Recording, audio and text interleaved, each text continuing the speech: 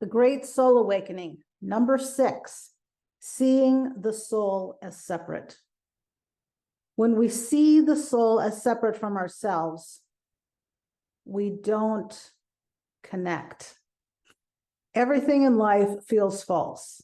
Our attitudes, too many demands, we live in a too urgent world, we become irresponsible in our spirituality. When our spirituality is not in the forefront, we separate ourselves from God and what his or her will is for your life. And I say his or her because I want you to see God in the way that you wish to see God. To define soul as separate from us is, in a sense, to cast it away, to divide ourselves from our God-based natures. And that's a quote from T.N. Dayton, who's a PhD in The Quiet Voice of Soul, How to Find Meaning in Ordinary Life. Our Native Americans understand that God is everywhere, not just in a church building or a religious setting. God is still speaking and still healing. Yes, God is still speaking and God is still healing.